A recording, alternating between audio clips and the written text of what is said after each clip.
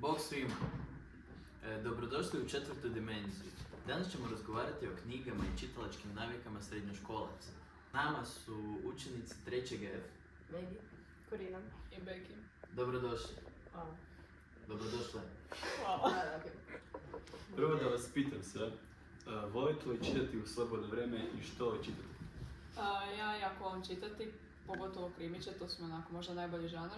Nekad volim i ove ljubiće, ali krimiće to najviše čitam, pogotovo ove koji su nekako relativno primjereni za našu dob, za tineđere i adolescente. Koji su to primjereni za adolescente? Pa ne znam, na primjer, uglavnom dosta strano čitam. Na primjer, A Good Girl's Guide to Murder ili ima taj jedan serijal kao One of Us is Lying, onda One of Us is Next, to je kao jednom serijalu, zatim The Naturals i tako. To su uglavnom knjige na engleskom. Joj, da krimići se dosta zanimljivi. Ja tako nikad nisam čuo da neko zove romane i ljubiće. Ljubići, to su s romancem. Pa da, nikad nisam čuo ljubiće. Koliko mislite da vam svakodnevne obveze ostavljaju vremena za čitanje? Pa s obzirom koliko smo školom zauzeti i koliko toga ima za učiti u školi, onako, ne baš puno, tako da najčešće tijekom praznika čitam kada zapravo imam vremena za sebe.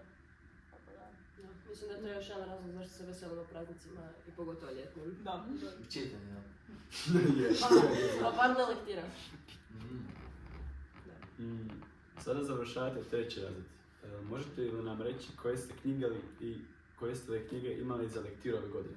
Ove godine smo imali Patnje mladog Wertera, imali smo Smrt Smajlage Čengića, Pakao, to jest iz Božanske komedije, smo čitali samo dio Pakao. I čitali smo Dubravku, čitali smo, čitali smo Hamilton, Shakespearea. To? Koliko ste zadovoljni s tim odbijem? Pa sad prema naslovima, na prvi pogled, Dosta morbidno. dosta morbidno, da, i niska su očekivanja, mislim, meni se čisto bila smrt, Pakao, patnje, onak nisam, nije mi uopće bilo da, nisam htjela čitati to uopće, bilo je onak. Odmah u početku je ubilo sve Da, sudeće standarde. Da, upravo to. Znala sam da će završiti. Uopće to onako ne motivira za čitanje. Da, još red kako su poslagane, kako ih čitamo po redu. Da, samo onako pada. I znaš odmah plot twist, pozitiva. i znaš kako će što će se desiti na kraju onak za svako da svi će ubiti. Naslov je odmah spomenuo sve. Naslov je plot twist. Ja sam spoiler za plot twist. Prema vašem mišljenju, koliko su ti sadržaje u ovim knjigama što ste čitali općenito primjenjive za moderno društvo? Pa nekako, ne znam je li ikako zapravo primjenjivo. Dakle, mislim, ove sve lektire su, radnje su već davnih stoljeća više manje odrađene i sve se temelji na tim nekim starim društvenim porecima i odnosima, pogotovo u ulogama muškaraca i žena. I dakle, to jednostavno više nije tako. Sada smo onako i modernije društvo i imamo puno bolji uvid u neke stvari i psihu čovjeka i jednostavno nema povezanosti neke prevelike. Osim ako ćemo gledati psihološku karakterizaciju, zato što kroz sve te knjige se proteže psihološka analiza lika i to je cijelo vrijeme aktualno. To je jedna tema koja nikad ne umire. Možda jedino što čini lektire zanimljivim. Da. Inspiracija za današnji razgovor je jedna pojava koja se provlači kroz sve lektire. Jeste li što primijetile? Pa pojava koja se provlači kroz skoro svaku lektiru je zapravo na kraju, smrt likova na kraju. Evo, uzet ću primjer Patnje mladog Wertera. Tu se sam lik ubio glavnim. Spoiler alert. A mislim, znači, više uopće kada skužiš poantu da svaka lektira tako završava, uopće te više ne interesira.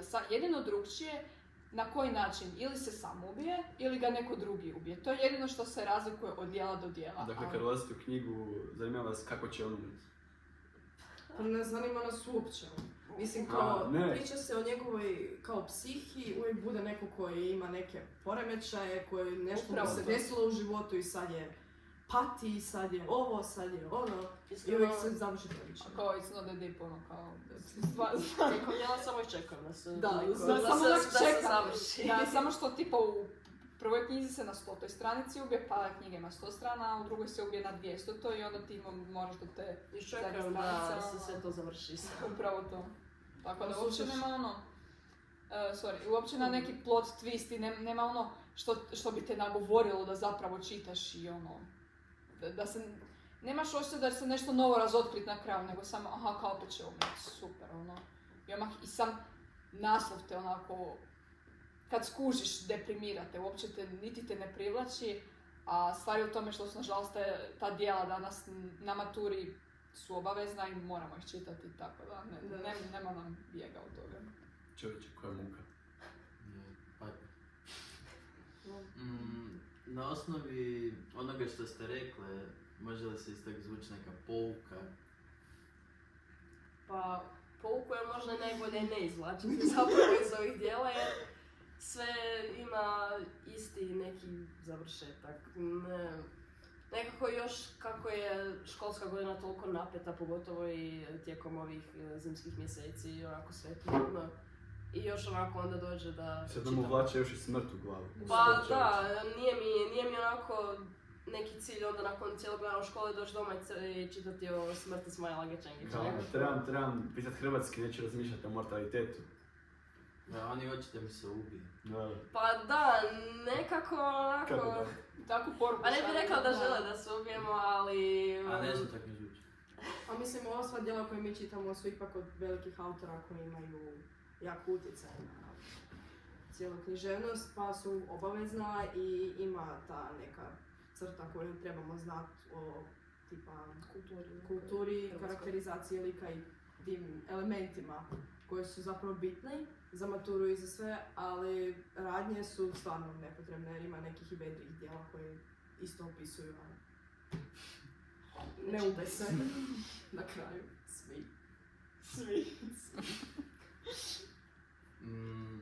Sad, da imate neko snažnije pravo glasa što se tiče lektira, šta biste promijenili, predložili? Znači, ako su te lektire već obavezne, te tako morbidne lektire, mogli bi staviti da, na primjer, nakon jedne morbidne o patnji mladog Wertera čitamo neko djelo poput Dubravke koje je malo ljepše i koje zapravo ima sretan završetak naspram ovih drugih i da imamo tu neku takozvanu mentalnu pauzu između tih morbidnijih i ne mogu reći smrtonosnih djela, ali ono, jednostavno, mislim, kada ovako čitate, upravo što je Megi rekla, znači, vi kad, na primjer, dođete doma i on još vas samo gradivo u školi vas iscrpi, onda kao moraš čitati o smrti i još detaljno opisuje kako se ubijaju i kako se žali ubiju. na Cijeli 300 stranica. život, cijeli život je grozan. I zašto je cijeli život grozan? Ima Sve dobre je argumente. pesimistično, ništa nije dobro i onda samo ti još to fali na sve što imaš za učiti, zaraditi i sav stres. Još ima jake argumente povodom toga zašto je život grozan i zašto ne vrijedi živjeti i zašto je smisao ubiti se. Tako da smatram da bi se tu trebala napraviti ta neka pauza i čitati se barem ono neka pozitivnija dijela, ima od poznatih autora, na primjer Škrtac isto od Molijera.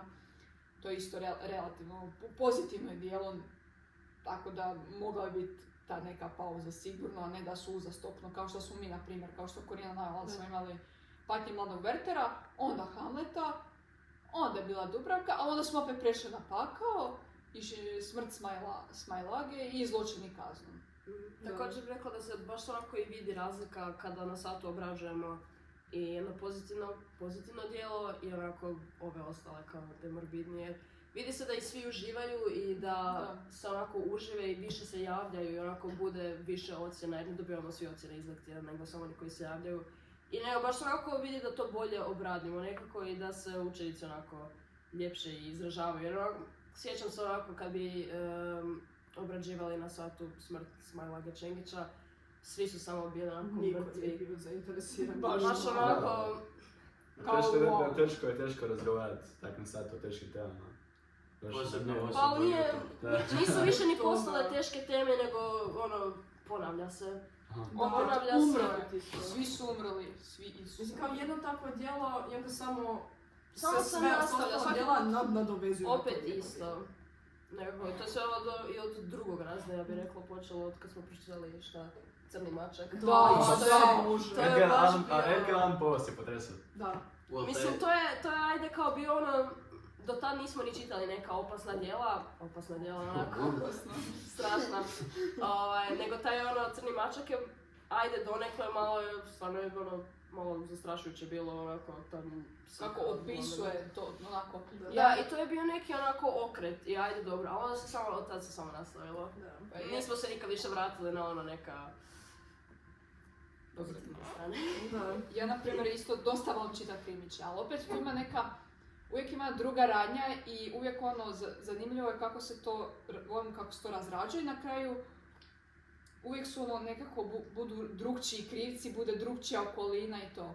Ali ovdje svi znamo plot. Aha, oma znamo, aha, ovaj će umjeti na kraju. Da. I ovi će se ubiti.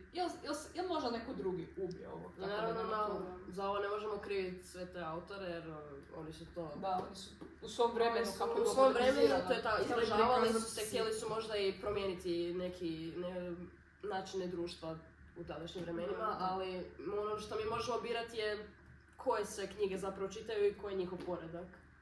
Tako da, mislim da je to nešto na što bi se trebalo... Obratiti pozornost. Da.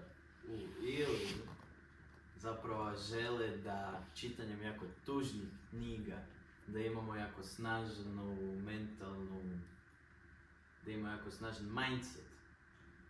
A, da želi ukazati Pa- da je život jak i da se treba boriti. Da treba, da, to je Pa- kao kako ne treba i to ti onak stalno, Ali onak, sad- Pa, gura ali u to facu. bi bilo validno da se ti likovi zapravo bore u životu. Ali koži. isto, danas postoji internet i svi su na internetu cijelo vrijeme. I to se sve može vidjeti s interneta. Znači, u starije vrijeme, ok, ajde.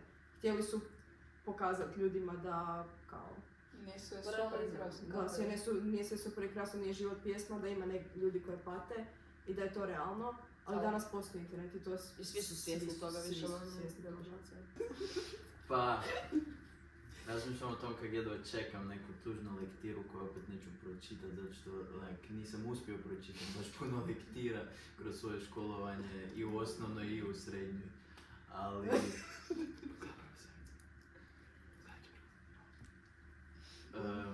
trudim se čitati knjige. Zapravo, ja mislim da čitatelji više pate nego likovi u knjigama dok to pokušavaju čitati već koji put. Ali to kad pročitaš, mislim da je nemoguće se više žaliti od Wertera. Da. To je išto u Da, životu. to Pa da, ja mislim da to je taj neki možda pozitivan utjecaj u tome svemu što... Aha, skužiš kao da ipak nije toliko sve loše u našem životu. Da je toliko onak puta ti se ponovi ta neka rečenica, ti se lik žali na nešto da ti je više dosadno od žaljenja. I onak želiš zapravo onak biti zahvalan. Pa moguće. Naša profesorica iz hrvatskog čak rekla, šta je ona rekla?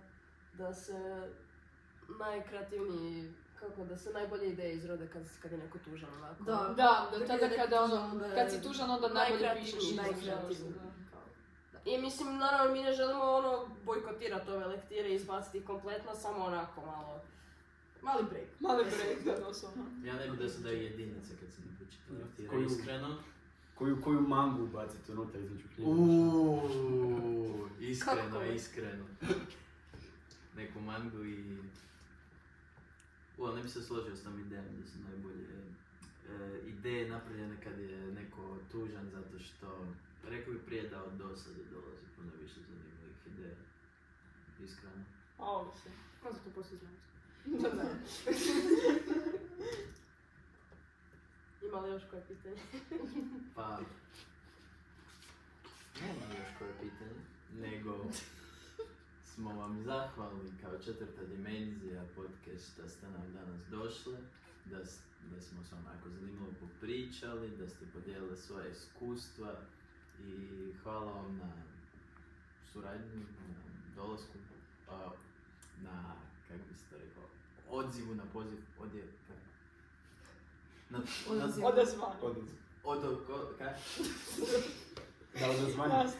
na odazvanje. Bila nam je čast. Da. Sad svi mahnete u kameru. Bok. Sada ćemo malo promijeniti pristup, pa ćemo umjesto o lektornim naslovima popričati o jednom projektu u kojem već godinama sudjeluje naša škola pod vodstvom Nataše Zovko. Prvo pitanje, što vama zapravo znači čitanje u fokusu? Čitanje u fokusu je jedan veliki projekt i mi smo zapravo sretni, učenici 4. gimnazije, što smo dio tog programa poticanja čitanja kod srednjoškolaca i meni to izuzetno puno znači iz razloga što nisu sve škole uključene u ovaj projekt, tako da mi imamo zapravo privilegij biti dio tog nacionalnog poticanja čitanja.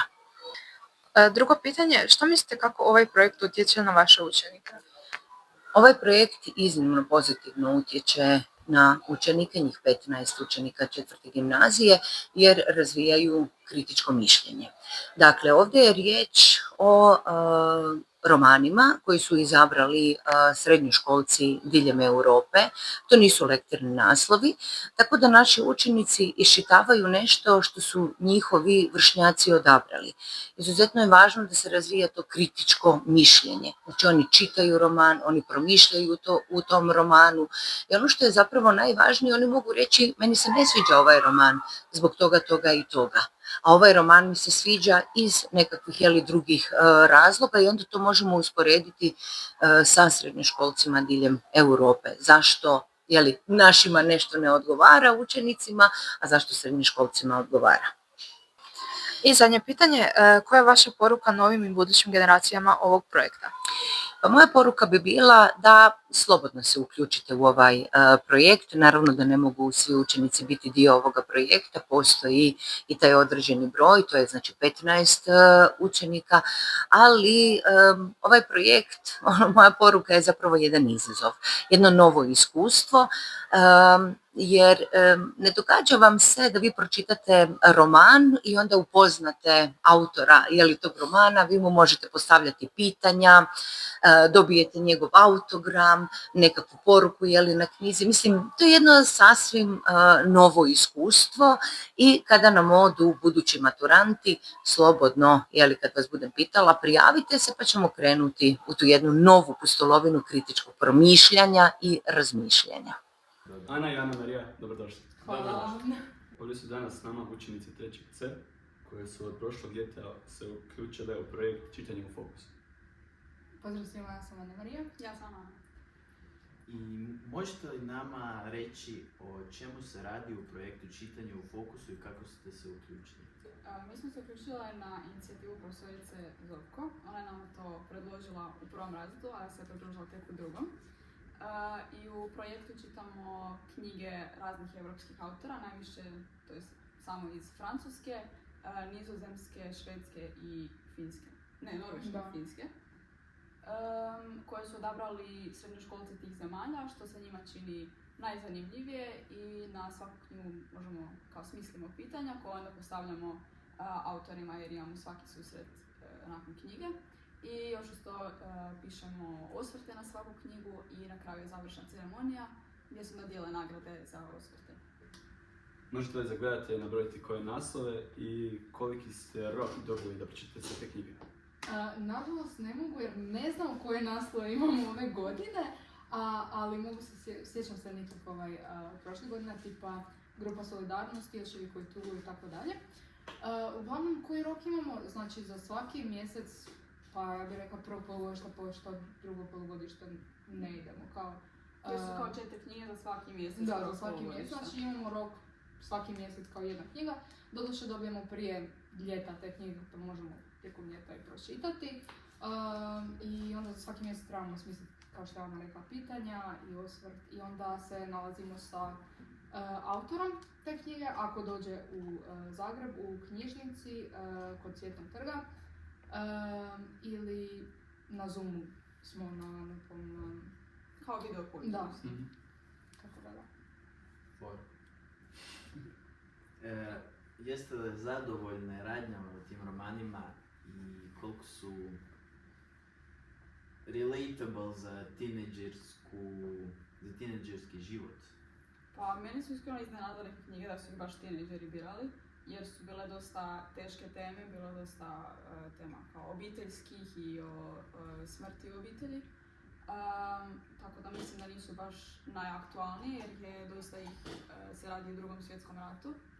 Ali većinom jesu zanimljive za čitati, ima ih samo par koje su meni osobno bile baš dosadne. Ali dobro je to što možemo napisati osvrte kako mi želimo i možemo dati čak ako nam se ne svidi i nije da će nam neko reći da je to krivo ili pogrešno. Tipa, ja mislim, meni se nisu baš meni se jako rijetko kad svidi općenito ta neka knjiga. I ja sam stvarno onako, imam upitnike kao zašto ljudi biraju ove neke knjige, jer mislim, većina je pisano, ja mislim da sam pričala možda jednu knjigu koja je pisana u perspektivi, to jest iz perspektive tineđera.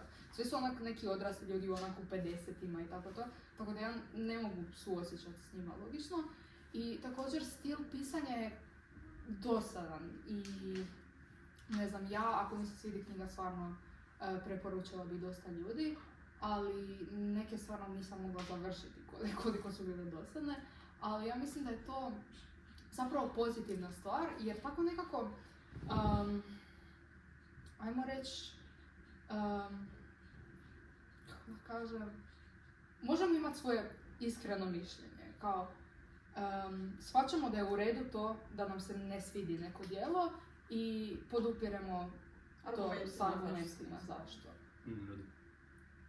Ali rekli se da srednjoškolci isto biraju iz drugih država. Da, samo isto više po srednjoškolci. Zašto mislite da biraju tako dosadno djelo? Ne znam. Mislite da ste Europljani dosadni? Ne. Onak, možda smo mi zanimljivi jednostavno. Ne znam, meni se jednostavno ne sviđaju djela kao, ali baš su dosadne stvarno ponekad, tako da nije mi jasno zašto biraju. Ali vi birate djelo? Ne. I mislim, ta djela još dobivaju nagrade i to sve.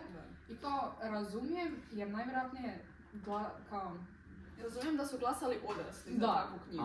Ali rekli ste tematika kao bile ratovi, I gubitak u ratovi obitelji. su i onako općenito kao život odraslih, kao njihovi problemi i onako neki obiteljski problemi i to sve i ne znam.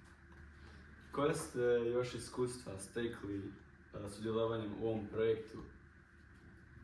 Pa, ja sam zapravo uz pomoć ovog projekta se otvorila, pošto idemo na ta mjesečna okupljanja i upoznala sam tako prijatelje iz drugih razreda i ja mislim da sam dosta stekla tih, ajmo reći, socijalnih vještina. Tako da tipa to mi je jedna pozitiva. Također sam se naučila izražavati bolje uz pomoću pisanja tih osvrta, što mislim da mi je također, to će mi pomoći za maturu, pošto ne samo da se pripremamo sa esejima, nego ti neki osvrti kao profesorica nam se isto javi kao što je dobro, što nije kod tih osvrta, tako da... Cool.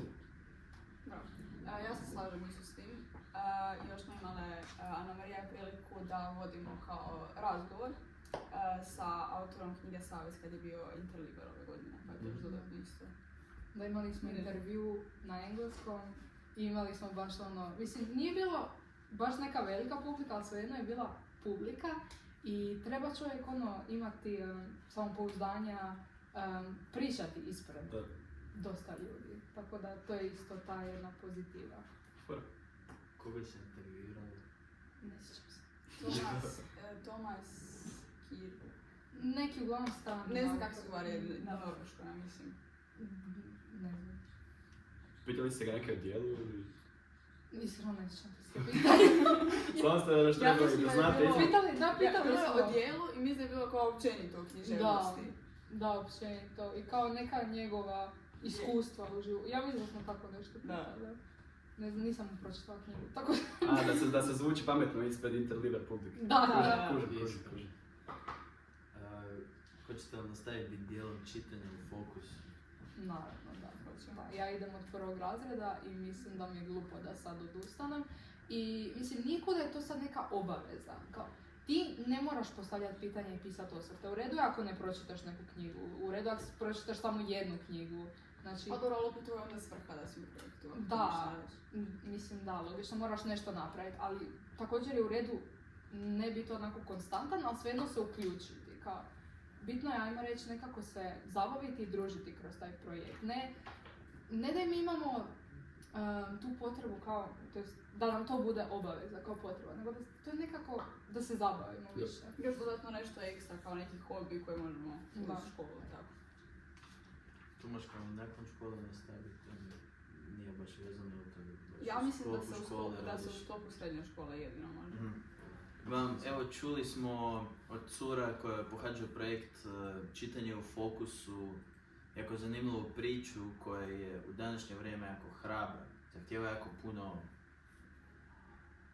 mentalne snage, kad možemo gledati mobitel, maknuti mobitel iz ruke, uzeti u ruke knjigu, to pročitati, možda o tome napisati neki osvrt, nešto intervjuirati čak nekog autora. I stvarno svaka vam čast, cure. I za kraj, ako imate možda neke svoje preporuke knjiga koje biste preporučili gledateljima da pročitaju. Općenito ili baš iz ciklusa? Općenito. Pa ne znam, nisam stigla čitati od ovog projekta. Da. Pa ne znam. Evo ja ću reći iz projekta. Ja bih preporučila knjigu Očevi koji tuguju. Radi se o šest drugčijih situacija obiteljskih i tam je bila zapravo tijekom sve te 3 godine najzanimljivija knjiga. Slažem se. Ja bih preporučila knjigu Bijeg. Ona je bila iz drugog ciklusa i isto tako progovara o nekim obiteljskim problemima i onako neka retrospekcija i zato što se stalno mijenjaju perspektive, mi da je bilo zanimljivo to za pročitati. Da, to je isto dobro. I toliko za danas od 4. dimenzije. Hvala vam puno, cure, što ste došle. Želimo vam da imate knjigu na plaži nakon ludnog noćnog izlaska na maturalcu, da se full zabavite, da sve bude odlično, ono baš maturalac na maks. I lijep pozdrav do sljedeće epizode.